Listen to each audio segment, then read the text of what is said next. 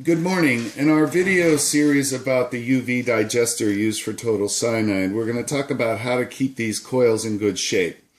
It's really the same for glass and Teflon, so I'm just going to describe one way. The only problem is glass is more susceptible to pitting over time and at some point cannot be used again and has to be replaced, which is why we believe so strongly in using Teflon.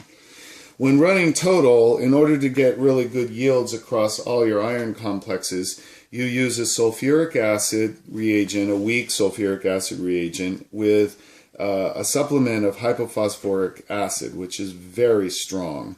And then also the modified reagent can have ascorbic and citric acid in it. These chemicals should not sit in this coil when the pump is not moving, first of all. And second of all, this tubing should not sit in those chemicals overnight. So when you run, unfortunately, you really need to clean this out with DI water at the end of the day. Now, glass, of course, is more susceptible to pitting, so it's even more important that you clean this out at the end of every day.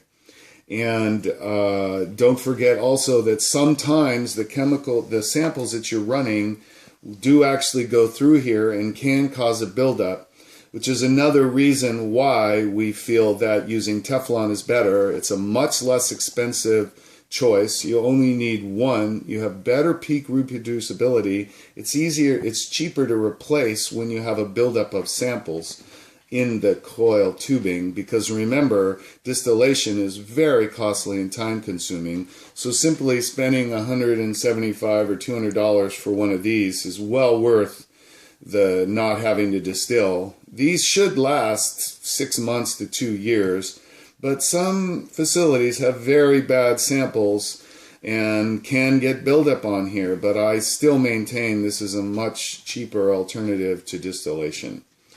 So we are having one more video in this series involving how to actually change the coil in the lamp. So please look for that video. Thank you very much.